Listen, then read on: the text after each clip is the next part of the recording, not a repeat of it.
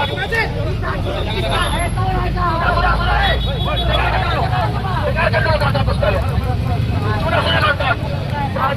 ini itu menyampaikan sebuah aspirasi dengan tertib, tidak ada hal-hal yang kemudian teman-teman akan melakukan sebuah yang kami tidak ada.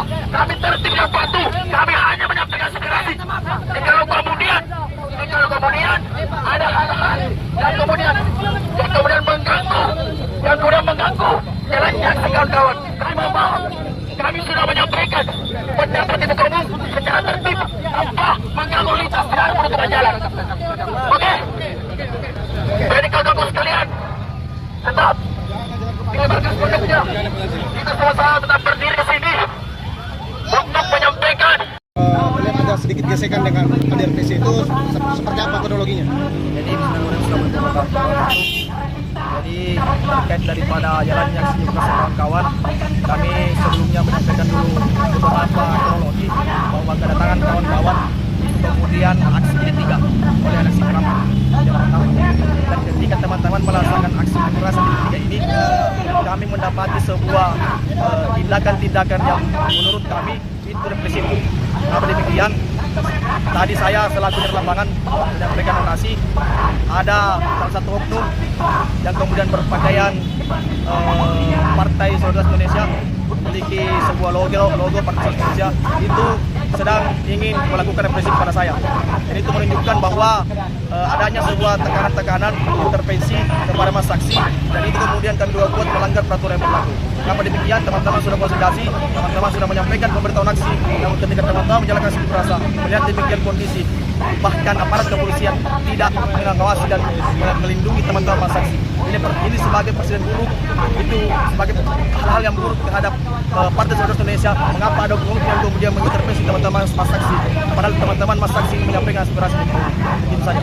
Tadi saya sempat wawancara salah satu jubir dari Pak Jokowi. Mereka mengatakan bahwa sempat melakukan dialog, tapi teman-teman keramat menolak. Apa betul? Teman-teman hari ini itu kemudian masih konsistensi di perjuangan.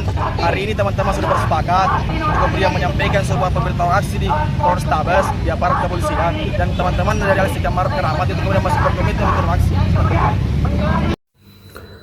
Ya teman-teman, Makassar ricuh jelang kedatangan Jokowi, massa dan kader PSI saling dorong. Nah, ketika Rakernas PSI di Makassar teman-teman, maka kita ketahui bersama bahwa Pak Jokowi yang hadir dalam Rakernas PSI tersebut, sampai Pak Jokowi mengatakan bahwa di dalam pidatonya di dalam Rakernas itu yang akan bekerja mati-matian untuk PSI, bekerja keras untuk PSI, bahkan rela keliling Indonesia untuk membesarkan PSI. Nah, sebelum kedatangan Jokowi, maka mahasiswa melakukan demo di Makassar teman-teman, ya, untuk menolak kedatangan dari Jokowi sendiri.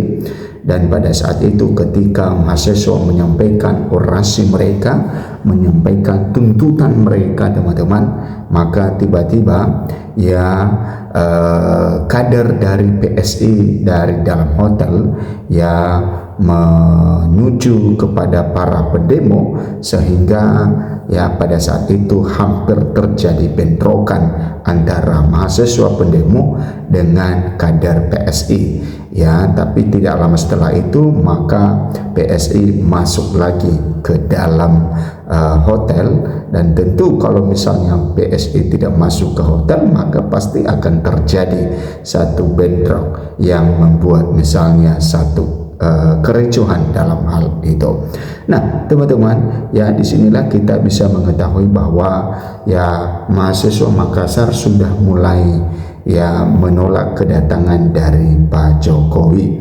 Ya, kita tahu bagaimana dengan pidato dari Kaisang Pangarep dari Pak Jokowi, bahwa tujuan utama mereka adalah untuk membesarkan PSI, ya, untuk PSI lolos di Senayan tahun 2029. Ya, itu adalah fokus utama, karena di tahun 2024 kemarin PSI telah gagal menjadi partai yang besar, partai yang bisa duduk di parlemen teman-teman, ya karena ya suara mereka ya tidak memenuhi ambang batas untuk bisa duduk di parlemen, sehingga beberapa dari anggota PSI yang maju sebagai calon wakil rakyat teman-teman atau DPR, maka itu ya gugur sendiri digantikan dengan yang lain.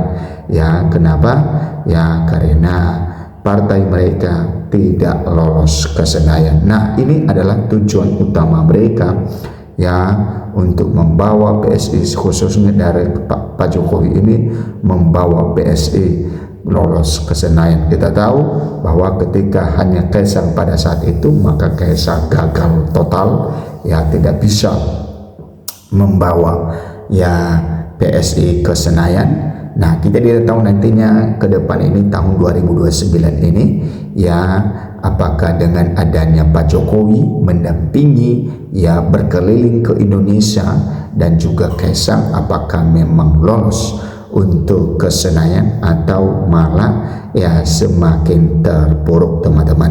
Ya kita tahu bahwa masyarakat sekarang sudah pintar mana partai yang pro dengan rakyat, yang punya, yang membahas rakyat ya dalam setiap rakernas mereka dan lain sebagainya.